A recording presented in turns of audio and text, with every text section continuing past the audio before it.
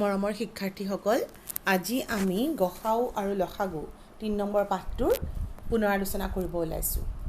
প্ৰথমতে তোমালোকে গসাউ লসাগু উলিয়াবৰ কাৰণে আমি উৎপাদক কি হয়, গুণিতক কি হয় বা মৌলিক সংখ্যা কাক কয়, যৌগিক সংখ্যা কাক কয় এইবোৰ জানিব লাগিব। সেইকাৰণে প্ৰথমতে মই তোমালোকক এইবোৰ অলপ মনত পেলাই দিছোঁ। প্ৰথমতে আমি চোৱা উৎপাদক। উৎপাদকৰ প্ৰতিশব্দ হ'ল ফেক্টৰ। এতিয়া উৎপাদক মানে কি? তুমি যদি এটা সংখ্যা লোৱা আৰু সেই সংখ্যাটোক যিবোৰ সংখ্যাৰে হৰণ কৰিলে বাকী ৰখি নাযায়, সেই সংখ্যাবোৰ হৈছে সংখ্যাটোৰ উৎপাদক। তাৰমানে তুমি ধৰা এটা সংখ্যা ল'লা, তাক তুমি কেইটামান সংখ্যাৰে হৰণ কৰি গৈ আছা। হৰণ কৰোঁতে তোমাৰ বাকী ৰখা নাই। তেতিয়া যিবোৰ সংখ্যাৰে তুমি হৰণ কৰিছিলা, সেই সংখ্যাবোৰ হৈছে দিয়া সংখ্যাটোৰ উৎপাদক। গতিকে উৎপাদকৰ আমি এনেকৈ লিখিছোঁ সংজ্ঞাটো, এটা সংখ্যাক যিবোৰ সংখ্যাৰে বাকী নোৰোৱাকৈ বিভাজ্য হয়, বিভাজ্য মানে হৰণ হয়, সেই সংখ্যাবোৰকে উক্ত সংখ্যাটোৰ উৎপাদক বোলে। এতিয়া ধৰা মই ৩৬ সংখ্যাটোৰ উৎপাদকবোৰ উলিয়াব গৈছোঁ। এতিয়া মই প্ৰথমতে ৩৬ক কিহেৰে কিহেৰে হৰণ যায় সেইটো কৰি চাওঁ। প্ৰথমতে মই ৩৬ক দেখিলোঁ, ৩৬ক আমি ১ৰে হৰণ কৰিলে ৩৬ হয়, হৰণ যায়। ২ৰে হৰণ কৰিলে ১৮ হয়, বাকী ৰখি নাযায়। ৩ৰে হৰণ কৰিলে যায় ১২, বাকী নৰখে। ৪ৰে কৰিলে হৰণ যায় ৯ বাৰ যায়। ৫ৰে কৰিলে কিন্তু আমাৰ বাকী ৰখি যায়। ৫ ৭ গুণ ৩৫ হয়, ১ বাকী ৰখি যায়। গতিকে ৫ৰে বাকী নোৰোৱাকৈ হৰণ নাযায়।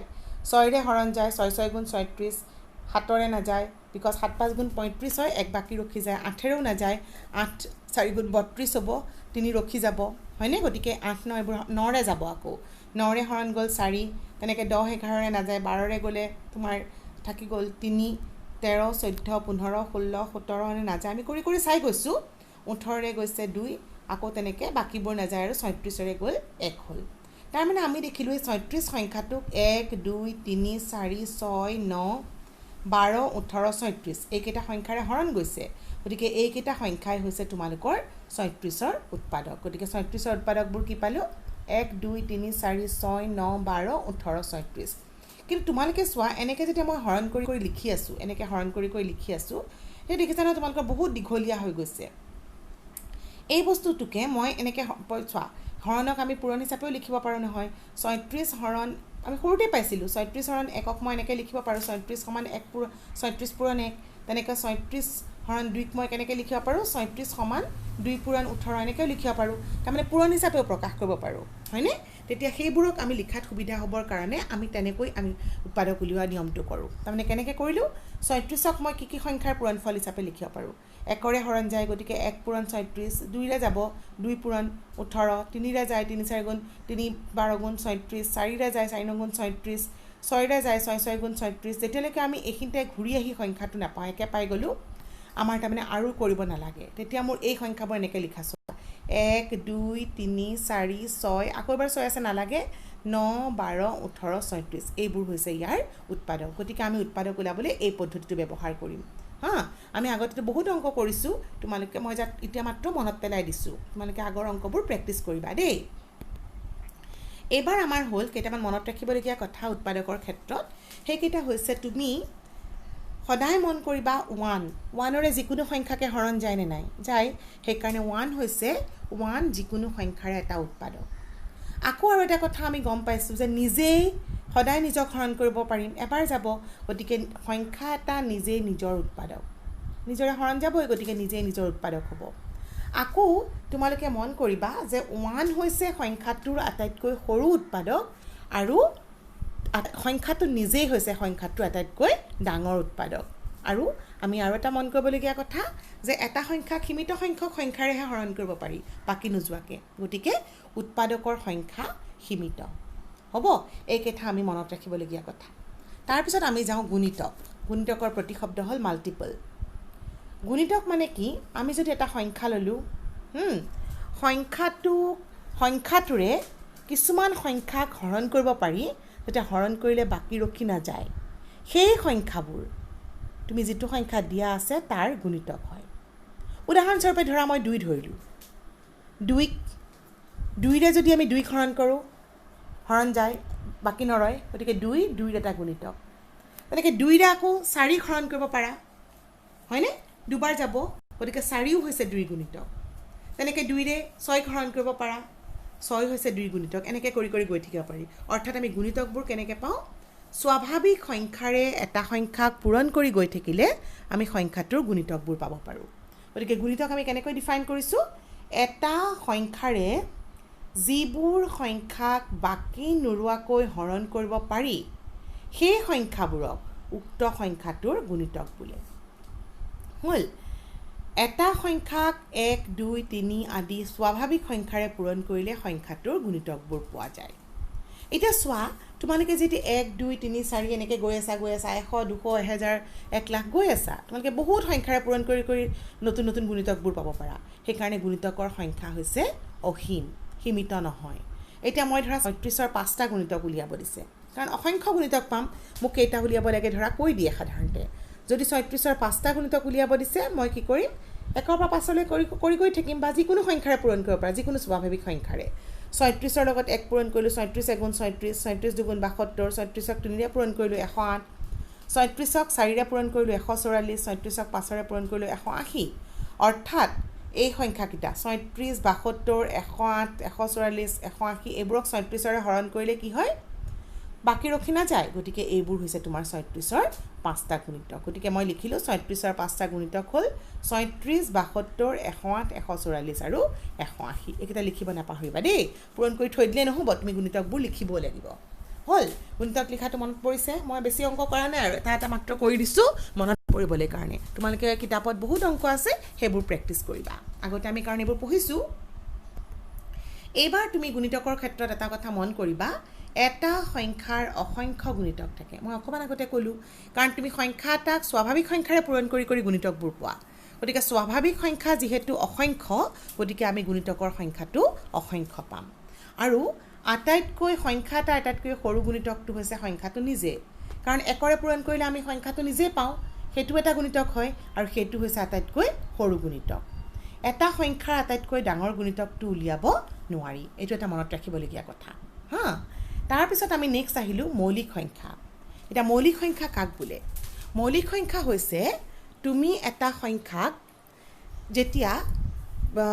যেতিয়া এটা সংখ্যাৰ মাত্ৰ দুটা ভিন্ন উৎপাদক থাকে তেনেহ'লে দুটা ভিন্ন উৎপাদক থাকে এটা হৈছে 1 আৰু এটা হৈছে সংখ্যাটো নিজে গতিকে আমি সেইবোৰ সংখ্যাক মৌলিক সংখ্যা বুলি কওঁ যিবোৰ সংখ্যাৰ মাত্ৰ দুটা ভিন্ন উৎপাদক থাকে দুটা বেলেগ বেলেগ উৎপাদক আছে এটা হৈছে 1 আৰু আনটো হৈছে সংখ্যাটো নিজেই সেইবোৰ সংখ্যাক মৌলিক সংখ্যা বোলে তাৰমানে আমি উৎপাদক বুলিয়ে মৌলিক সংখ্যাবোৰ চাব পাৰোঁ এতিয়া মৌলিক সংখ্যা আমি কেনেকৈ চাম তুমি কেইটামান মনতো ৰাখিবা হা এতিয়া 2 চোৱাচোন 2 উৎপাদক কি 1 পূৰণ 2 লিখিব পাৰোঁ তাৰমানে এটা উৎপাদক হৈছে 1 এটা হৈছে 2 মাত্ৰ দুটাই আছে 1 আৰু সংখ্যাটো নিজে গতিকে এইটো এটা মৌলিক সংখ্যা 3 হয় 3কো 1 পূৰণ 3 লিখিব পাৰা বেলেগৰে হৰণ নাযায় নহয় আৰু গতিকে তোমাৰ 3ও এটা মৌলিক সংখ্যা 4 কিন্তু মৌলিক নহয় কাৰণ 4ক 2ৰে হৰণ যায় গতিকে 4ক 1 পূৰণ 4 লিখাৰ উপৰিও 2ও এটা তাৰ উৎপাদক হয় 2 পূৰণ 2 লিখিব পাৰোঁ নহয় গতিকে 4 মৌলিক নহয় এনেকৈ আমি চাব পাৰোঁ 5 মৌলিক 7 11 13 17 19 23 29 31 এনেকৈ তোমালোকে কৰি কৰি চাই গৈ যাব পাৰিবা কেনেকৈ উলিয়াব লাগে মই তোমালোকক ইতিমধ্যে নিয়মবোৰ আমি ক্লাছত ডিছকাছ কৰিছিলোঁ এতিয়া তোমালোকে মৌলিক সংখ্যাৰ ক্ষেত্ৰত কেইটামান চুটি প্ৰশ্নৰ কাৰণে মনত ৰাখিবলগীয়া কথা হ'ল আটাইতকৈ সৰু মৌলিক সংখ্যাটো হ'ল 2 আৰু 2য়ে একমাত্ৰ যুগ্ম মৌলিক সংখ্যা যুগ্ম মনত আছে নহয় যিবোৰ 2ৰে হৰণ কৰিব পাৰি সেইবোৰ যুগ্ম আৰু যিবোৰ 2ৰে হৰণ কৰিলে বাকী ৰখি যায় সেইবোৰ আছিলে যুগ্ম গতিকে 2য়ে একমাত্ৰ মৌলিক সংখ্যা যিটো তোমালোকৰ যুগ্ম এবাৰ আমি আহোঁ নেক্সট যৌগিক সংখ্যা প্ৰতিশব্দ কম্প'জিট নাম্বাৰছ এটা যৌগিক সংখ্যা মানে কি যিবোৰ সংখ্যাৰ দুটাতকৈ বেছি উৎপাদক থাকে সেইবোৰ হৈছে যৌগিক সংখ্যা উৎপাদকত ভাঙিলে আমি গম পাম এতিয়া উদাহৰণস্বৰূপে তুমি দেখিলা 4 হয় 2 নহয় 3 নহয় 4 হয় 5 নহয় 6 হয় 8 হয় 9 হয় এনেকৈ তুমি কৰি কৰি গৈ থাকিব লাগিব আমি উলিয়াবৰ নিয়মবোৰ গম পাইছিলোঁ আগতে গতিকে সেই হিচাপত তোমালোকে চাই ল'বা কি যৌগিক সংখ্যা হয় এতিয়া তোমালোকে এটা কথা যৌগিক সংখ্যাৰ ক্ষেত্ৰত দেখিলা আটাইতকৈ সৰু যৌগিক সংখ্যাটো হ'ল 4 কিন্তু 1 সংখ্যাটো মৌলিকো নহয় যৌগিকো নহয় কিয় নহয় বাৰু কাৰণ 1ৰ উৎপাদক দুটা ভিন্ন উৎপাদক নাই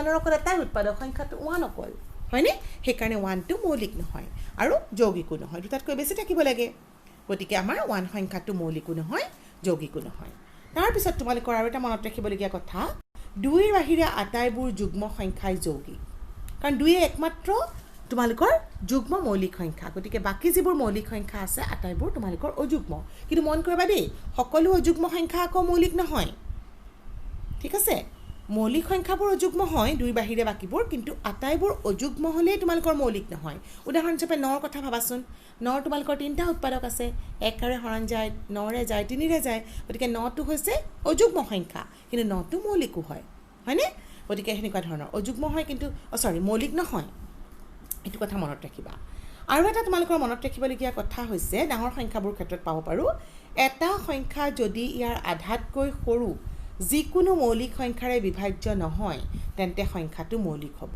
নাইবা সংখ্যাটো যৌগিক হ'ব তাৰমানে তুমি এটা সংখ্যা ললা তাৰ তুমি আধাতকৈ বেছি কৰিলা আধাতকৈ বেছি মানে ধৰা হ'ল তুমি এটা সংখ্যা ললা 19ক তুমি 2ৰে হৰণ কৰিলা কেইবাৰ যাব 19ক 2ৰে হৰণ কৰিলে পালো 9.5 গতিকে 9.5তকৈ অৰ্থাৎ 9তকৈ সৰু মৌলিক সংখ্যা কি আছে 2 3 5 আৰু 7 এটা সংখ্যাও তোমালোকৰ দেখিছা যে ইয়াতে এটা সংখ্যাও তোমালোকৰ এটা সংখ্যাৰে 19ক বিভাজ্য নহয় গতিকে 19টো হৈছে তোমালোকৰ এটা মৌলিক সংখ্যা আৰু এটা কথা মন কৰিবা যে মৌলিক সংখ্যাৰ তোমালোকৰ যেটো সংখ্যা আছে তাৰমানে অসীম সংখ্যক আমি মৌলিক সংখ্যা পাওঁ মৌলিক সংখ্যাৰ সংখ্যা তোমালোকৰ অসীম আছে সেইটো কথা এটা মন কৰিবলগীয়া কথা ঠিক আছে তাৰ পিছত আমি নেক্সট আহিলো সাধাৰণ উৎপাদক এটা সাধাৰণ উৎপাদক মানে কি তুমি ধৰা উৎপাদকবোৰ উলিয়াই ললা দুটা বা তাতকৈ বেছি সংখ্যাৰ উৎপাদকবোৰৰ ভিতৰত যেটো তোমালোকৰ উমৈহতীয়া উৎপাদক হয় যিবোৰ তোমালোকৰ উমৈহতীয়া উৎপাদক সেইবোৰকে আমি কওঁ সাধাৰণ উৎপাদক দুটা বা ততোধিক সংখ্যাৰ উমৈহতীয়া উৎপাদকবোৰৰ সংখ্যা কেইটাৰ সাধাৰণ উৎপাদক বোলে ধৰা মই উদাহৰণস্বৰূপে ললো 12 আৰু 15 সাধাৰণ উৎপাদক যদি উলিয়াব লাগে প্ৰথমতে মই 12ৰ উৎপাদকবোৰ উলিয়াই চাওঁ 12ক মই এনেকৈ লিখিব পাৰোঁ 1 পূৰণ 12 লিখিব পাৰোঁ 2ৰে হৰণ যায় গতিকে 2 পূৰণ 6 লিখিব পাৰোঁ 3 পূৰণ 4 লিখিব পাৰোঁ 4 পূৰণ 3 আৰু লিখাৰ দৰকাৰ নাই এইখিনিলে এইটো পাই গলো গতিকে আমাৰ এইখিনিতে 12ৰ উৎপাদকবোৰ লিখা শেষ হ'ব 12ৰ উৎপাদক কি পালো 1 2 3 4 6 আৰু 12 15 লিখো 1 পূৰণ 15 3 পূৰণ 5 গতিকে 15ৰ উৎপাদক হ'ল 1 3 5 আৰু 15 এই ক্ষেত্ৰত দেখিলা দুইটাৰ সাধাৰণ উৎপাদক কি 1 ইয়াতো আছে গতিকে সাধাৰণ উৎপাদক 1 হ'ব 2 ইয়াত আছে ইয়াত নাই গতিকে সাধাৰণ উৎপাদক নহয় 3 দুইটাতে আছে 3 সাধাৰণ উৎপাদক উমৈহতীয়া উৎপাদকবোৰ 4 নহয় 6 নহয় 12 নহয় 5 নহয় 15 নহয় তাৰ মানে 12 আৰু 15ৰ সাধাৰণ উৎপাদক আমি কি পালো দুইটাতে থকা উৎপাদকবোৰ অৰ্থাৎ 1 আৰু 3 এবাৰ আহো আমি নেক্সট সাধাৰণ গুণিতক মানে কি দুটা বা ততোধিক সংখ্যাৰ উমৈহতীয়া গুণিতকবোৰক উক্ত সংখ্যা কেইটাৰ সাধাৰণ গুণিতক বোলে এটা সাধাৰণ গুণিতক আমি কেনেকৈ পাওঁ স্বাভাৱিক সংখ্যাৰ পূৰণ কৰি সাধাৰণ গুণিতকবোৰ পাওঁ হয়নে গতিকে আমি কিছুমান সংখ্যাবোৰৰ সাধাৰণ উৎপাদক গুণিতকবোৰ উলিয়াই ললো গুণিতকবোৰ উলিওৱাৰ পিছত যিবোৰ উমৈহতীয়া অৰ্থাৎ দুইটাতে আছে সেইবোৰ হ'ল সাধাৰণ গুণিতক উদাহৰণস্বৰূপে মই এটা ললো 12ৰ গুণিতকবোৰ মই 12ৰ গুণিতকবোৰ লিখিব আচলতে 12 ভাগৰ 9টা মাতিলেও হৈ যায় 12 × 12 12 2 × 24 12 3 × 36 12 4 × 48 5ৰে পূৰণ কৰিলো 60 6ৰে পূৰণ কৰিলো 72 তেনেকৈ 18 লিখিলো 18ক 1ৰে পূৰণ কৰিলো 18 2ৰে পূৰণ কৰিলো 36 18 3 × 54 18 4 × 72 18 5 × 90 এনেকৈ গৈ আছো আৰু অসংখ্য যাব পাৰো ইহঁতৰ ভিতৰত উমৈহতীয়া নোপোৱালৈকে গৈ থাকিবা দেই দেখিছা তোমালোকৰ উমৈহতীয়া এটা 36 পালা তাৰপিছত তুমি 72 পালা 36ৰ দুগুণ হৈছে 76 হৈছে 3 গুণ কৰিলে তুমি আকৌ পাবা 108 তেনেকৈ গৈ থাকিব পাৰা সাধাৰণ গুণিতকবোৰ উলিয়াব গতিকে আমি এই ধৰণে সাধাৰণ গুণিতকবোৰ উলিয়াব পাৰোঁ এবাৰ আমি জানিব লাগিব গৰিষ্ঠ সাধাৰণ উৎপাদক তাৰমানে গসাউ চুটিকে কয় হাইয়েষ্ট কমন ফেক্টৰ ACF বুলি কয় চুটিকে এতিয়া গসাউ মানে কি গৰিষ্ঠ নামটোৰ পৰাই গম পাওঁ উৎপাদকবোৰৰ ভিতৰত যিটো তোমালোকৰ আটাইতকৈ ডাঙৰ উৎপাদক সেইটোৱেই হৈছে তোমালোকৰ গৰিষ্ঠ সাধাৰণ উৎপাদক তাকে লিখিছো চোৱা দুটা বা ততোধিক সংখ্যাৰ উমৈহতীয়া উৎপাদকবোৰৰ ভিতৰত আটাইতকৈ ডাঙৰ উৎপাদকটো হ'ল সংখ্যাকেইটাৰ গসাউ তাৰমানে সংখ্যাকেইটাৰ গসাউ উলিয়াব লাগিলে কি কৰিব লাগিব সাধাৰণ উৎপাদকবোৰ উলিয়াই চাব পাৰা বেলেগ মেথড আছে সাধাৰণ উৎপাদকবোৰ উলিওৱাৰ পিছত তোমালোকে দেখিবা যিবোৰ তোমালোকৰ মানে তোমালোকৰ সবতকৈ ডাঙৰ যেটো সেইটোই হৈছে তোমালোকৰ গৰিষ্ঠ সাধাৰণ উৎপাদক এতিয়া গসাউৰ নিয়মবোৰ আমি এটা এটাকৈ পঢ়িম তাৰ আগত মই আৰু এটা কথা পঢ়িবলৈ আছিল সেইটো হৈছে পৰস্পৰ মৌলিক সংখ্যা এটা পৰস্পৰ মৌলিক সংখ্যা মানে আমি কি বুজিলো চোৱা তোমালোকে যদি দুটা সংখ্যা লোৱা আৰু সংখ্যা দুটাৰ যদি সাধাৰণ উৎপাদক 1 হয় যিকোনো সংখ্যা হ'ব পাৰে দেই, মৌলিক যৌগিকৰ কথা নাই। তোমালোকে দুটা সংখ্যা ল'লা, সংখ্যা দুটাৰ যদি সাধাৰণ উৎপাদক 1 হয়, দুটা সংখ্যাৰ সাধাৰণ উৎপাদক মাত্ৰ 1 হ'লে সংখ্যা দুটাক পৰস্পৰ মৌলিক সংখ্যা বোলে। ইয়াতে মই চোৱা 8 এটা যৌগিক সংখ্যা, 9 এটা যৌগিক সংখ্যা, দুটা সংখ্যা ল'লোঁ। 8ৰ উৎপাদকত ভাঙিলোঁ, উৎপাদকবোৰ হ'ল 1, 2, 4 আৰু 8। 9ৰ উৎপাদকবোৰ এইবোৰ জানাই তোমালোকে, 9ৰ উৎপাদকবোৰ পালোঁ 1, 3, 9। এতিয়া সাধাৰণ উৎপাদক কি আছে? দুইটাতে থকা উৎপাদক 1, তাৰ বাহিৰে বেলেগ নাই। গতিকে আমি ইয়াৰ পৰা গম পালোঁ যে 8 আৰু 9ৰ সাধাৰণ উৎপাদক হ'ল 1। গতিকে 8 আৰু 9 হৈছে পৰস্পৰ মৌলিক সংখ্যা। এতিয়া পৰস্পৰ মৌলিক মানে আকৌ মৌলিক নহয় দেই, সেইটো কথা মন কৰিবা, সেইটো এটা ইম্পৰ্টেণ্ট কথা। মৌলিক সংখ্যা দুটা যদি লোৱা সিহঁতি পৰস্পৰ মৌলিক হ'ব, কিন্তু পৰস্পৰ মৌলিক মানে মৌলিক নহ'বও পাৰে। সেইকাৰণে ইম্পৰ্টেণ্ট নোট হিচাপত চাবা, পৰস্পৰ মৌলিক সংখ্যা মানে মৌলিক সংখ্যা নহয়। আকৌ দুটা পৰস্পৰ মৌলিক সংখ্যাৰ গসাও সদায় 1 হ'ব, কাৰণ সাধাৰণ উৎপাদক তোমালোকৰ অকল 1হে থাকিব। সেইকাৰণে দুটা পৰস্পৰ মৌলিক সংখ্যা বুলি যদি কৈ দিয়া থাকে, সিহঁতৰ গসাও সদায় 1 হ'ব। তোমাক ধৰা এনেকৈ ক'লে A আৰু B দুটা পৰস্পৰ মৌলিক সংখ্যা, সিহঁতৰ গসাও উলিওৱা। পৰস্পৰ মৌলিক ৱৰ্ডটো কৈ দিয়াৰ লগে লগে মই গম পাই গ'লোঁ যে সিহঁতৰ গসাও হ'ল 1, বেলেগ আৰু একো নহয়। তো দুটা মৌলিক সংখ্যা সদায় পৰস্পৰ মৌলিক সংখ্যা হ'ব, এইটো মই তোমালোকক অলৰেডি ক'লোঁ। দুটা ক্ৰমিক সংখ্যাৰ গসাও হ'ব 1, কাৰণ গসাও মানে সাধাৰণ উৎপাদক, হয়নে? গৰিষ্ঠ সাধাৰণ উৎপাদক, দুটা সাধাৰণ পৰস্পৰ ক্ৰমিক সংখ্যা মানে এফালৰ পৰা গৈ আছা, ধৰা 2 আৰু 3, 2 আৰু 3টো সাধাৰণ উৎপাদক অকল 1ই হ'ব, বা 2 আৰু ধৰা 3 আৰু 4, 4 আৰু 5, তেনেকৈ তুমি গৈ থাকা। যিকোনো দুটা যদি তুমি ক্ৰমিক সংখ্যা লোৱা, সিহঁতৰ গসাও সদায় 1 হ'ব। কিন্তু যদি তুমি দুটা ক্ৰমিক যুগ্ম সংখ্যা লোৱা, সিহঁতৰ গসাওটো কিন্তু 2 হ'ব, কাৰণ যুগ্ম সংখ্যা বুলি কোৱাৰ লগে লগে সিহঁতৰ তোমালোকৰ এটা সাধাৰণ উৎপাদক 2 আহিয়ে গ'ল নহয়। গতিকে ক্ৰমিক যুগ্ম সংখ্যাৰ গসাও হ'ব তোমালোকৰ 2। এতিয়া আমাৰ গসাও উলিয়াবলৈ আমি ইয়াতে 3টা মেথড পঢ়িব লাগিব। প্ৰথমটো মেথড হৈছে তোমালোকৰ মৌলিক উৎপাদক পদ্ধতিৰে গসাও নিৰ্ণয়। এতিয়া মৌলিক উৎপাদক পদ্ধতিৰে যদি তুমি গসাও উলিয়াব লাগে, তুমি প্ৰথমতে কি কৰিব লাগিব? সংখ্যাকেইটাত মৌলিক উৎপাদকত বিশ্লেষণ কৰি ল'ব লাগিব। মৌলিক উৎপাদক বিশ্লেষণ কৰা মানে মনত আছে নহয়, মৌলিক সংখ্যাৰ জুতি হৰণেৰে কৰি কৰি গৈ থাকিব লাগিব। এতিয়া ধৰা মই 48 ল'লোঁ, 48ক যদি মই হৰণ কৰি কৰি গৈ থাকোঁ, তোমালোকে কিন্তু হৰণ কৰিবৰ কাৰণে চুটি নিয়মৰে বিভাজ্যতাৰ নিয়মখিনি যদি পাহৰিছা পঢ়ি ল'বা, ক্লাছ 5ত পাইছিলা। মই ডিটেইলছত সেইবোৰ ডিছকাছ নকৰোঁ। গতিকে মই 48ক যদি মৌলিক উৎপাদকত ভাঙিব খোজোঁ, মৌলিক সংখ্যাৰে হৰণ কৰি যাবা। এককৰ ঘৰত 8 আছে, গতিকে 2ৰে হৰণ যাব, 2ৰে কৰিলোঁ 24 হ'ল, আকৌ 2ৰে যাব, 2ৰে কৰিলোঁ 12 হ'ল, 2ৰে হৰণ কৰিলোঁ 6 হ'ল, 2ৰে কৰিলোঁ 3 হয়। এতিয়া 3 আৰু 3ৰে কৰিব দৰকাৰ নাই আৰু, 3 নিজেই মৌলিক সংখ্যা। একেধৰণে 72কো মৌলিক উৎপাদকত ভাঙি ল'লোঁ, 2ৰে কৰিলোঁ 36, আকৌ 2ৰে কৰিলোঁ 18, 2ৰে কৰিলোঁ 9, 2ৰে নাযায়, 3ৰে চালোঁ, 3 3 গুণ 9। গতিকে আমি 48ক কেনেকৈ লিখিব পাৰোঁ? 2 পূৰণ 2 পূৰণ 2 পূৰণ 2 পূৰণ 3।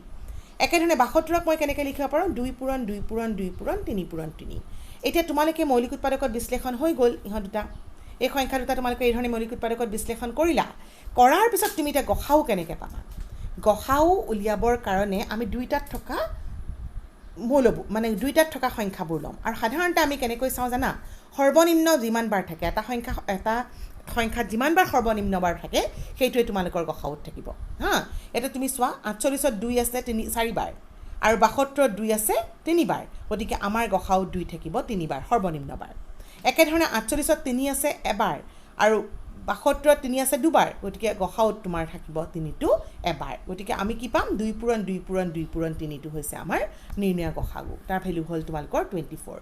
ইয়াতে মই তোমালোকক নিয়মটো লিখি দিছোঁ, মই এবাৰ পঢ়ি শুনাইছোঁ, শুনাচোন। এই পদ্ধতিত, অৰ্থাৎ মৌলিক উৎপাদক পদ্ধতিত গসাও নিৰ্ণয় কৰাৰ ক্ষেত্ৰত মই মাত্ৰ যিটো ক'লোঁ সেইখিনিকে কৈছোঁ। আটাইকেইটা সংখ্যাকে মৌলিক উৎপাদকত বিশ্লেষণ কৰিব লাগে, সেইটোতো গম পালাই। তাৰপিছত মৌলিক উৎপাদক বিশ্লেষণত এটা নিৰ্দিষ্ট মৌলিক উৎপাদক সৰ্বনিম্ন যিমান বাৰ থাকে, সৰ্বনিম্ন যিমান কমকৈ থাকে, সৰ্বনিম্ন যিমান বাৰ থাকে সিমান বাৰ পূৰণ কৰিব লাগে। এনেদৰে পোৱা আটাইবোৰ মৌলিক উৎপাদকৰ পূৰণ ফলটোৱে হ'ল নিৰ্ণয় গসাও। বুজি পালা? ইয়াতে তোমালোকে তাৰমানে যিমান বাৰ কমকৈ থাকে সৰ্বনিম্ন বাৰ, সেইটো গোটেইখিনি লিখি ল'লা, লিখি তাৰ পূৰণ ফলটোৱে হ'ল নিৰ্ণয় গসাও। মই আৰু এটা উদাহৰণ তোমালোকক দি আছোঁ, চোৱা ইয়াতে। এইটো মই 3টা সংখ্যাৰ ক্ষেত্ৰত একেই কথা। 108ক মই মৌলিক উৎপাদকত বিশ্লেষণ কৰিলোঁ, 2ৰে গ'ল 54, 2ৰে গ'ল 27, 2ৰে নাযায়, 3ৰে কৰিলোঁ 9, আকৌ গ'ল 3। 180ক তেনেকৈ হৰণ কৰিলোঁ, হৰণ কৰোঁতে আমি কি কি পাম তোমালোকে চাই ল'ব পাৰা। 2ৰে কৰিছোঁ 90, 2ৰে 45, 2ৰে নাযায়, 3ৰে কৰিলোঁ 15, 3ৰে 5। 144ক 2ৰে হৰণ কৰিলোঁ, কৰি চাবা আৰু এইবোৰ হৰণ, লাগিলে দীঘল হৰণ কৰি কৰিও লিখিবা, উত্তৰটো কথা নাই। কৰোঁতে এনেকৈ চুটি হৰণ দি দেখাব লাগিব। 2ৰে হৰণ কৰি মুখে মুখে কৰিব পাৰিলে ভাল, গতিকে হৰণ কৰি কৰি আমি এইটোক লিখিলোঁ। তাৰমানে আল্টিমেটলি আমি কি পালোঁ? 108 মানে লিখিব পাৰোঁ 2 পূৰণ 2 পূৰণ 3 পূৰণ 3 পূৰণ 3, দেখিলা? 180ক কেনেকৈ লিখিব পাৰোঁ? 2টা 2 পূৰণ আৰু 3টা, 2টা 2, 2টা 3 আৰু এটা 5, 2টা 2, 2টা 3, এটা 5। চৰি, মই আকৌ ইয়াতে 5টো 3 লিখি দিলোঁ দেই, ভুল হৈছে মোৰ এইটো কথা। তোমালোকে ইয়াতে মন কৰিবা তেনেহ'লে আকৌ তুমি নেক্সটটো চালা ইয়াতে পালা তুমি 2ৰে কৰি গৈ আছোঁ 4টা 2 আৰু এটা এয়া পালা গতিকে আমি উত্তৰটো তেতিয়া গসাও লিখোঁতে তেনেহ'লে কি পাম সংখ্যাকেইটাৰ মই জাষ্ট এক মিনিট চাই লৈছোঁ 2ৰে কৰিলোঁ 90 2ৰে কৰিছোঁ 45 3ৰে কৰিলোঁ 3ৰে কৰিছোঁ ইয়াতে ঠিকে আছে 3 দুবাৰ আছে এটা 5 হ'ব হা এতে মই এইটো 3 এইটো 5 লিখি ল'বা দেই বাকী তোমালোকৰ শুদ্ধ হৈছে এইখিনি পাছ কৰি ল'বা 3 দুটা বা এইটো পাছ কৰি ল'লেও হ'ল গতিকে এতিয়া তুমি চাব লাগিব সৰ্বনিম্ন কেইবাৰ আছে 2 ইয়াতে দুবাৰ আছে ইয়াতে দুবাৰ আছে এটা 4বাৰ আছে গতিকে মই গসাও 2 কেইবাৰ থাকিব দুবাৰ থাকিব ইয়াতে 3 চোৱা ইয়াতে 3 আছে দুবাৰ ইয়াত 3বাৰ ইয়াতে 3 আছে তোমালোকৰ এইটো দুবাৰ হ'ব লাগিছিল এটা 5 হ'ব লাগে নহয় ইয়াতেও দুবাৰ গতিকে সৰ্বনিম্ন দুবাৰ আছে গতিকে 3টো দুবাৰ আহিব পূৰণ কৰিলে 3 2 গুণ 4 4 9 4 3 গুণ 12 12 3 গুণ 36 এইটো পাছ কৰিবলৈ নাপাহৰিবা দেই ঠিক আছে তোমালোকৰ তেনে ইয়াতে সুধি শিকিলা কেনেকৈ কৰিব লাগে তোমালোকৰ ইয়াৰে আৰু দুটা পদ্ধতি আছে মই তোমালোকক সেই দুটা পদ্ধতি নেক্সট ভিডিঅ'টোত বুজাই দিম আজিলৈ থৈছোঁ হা থেংক ইউ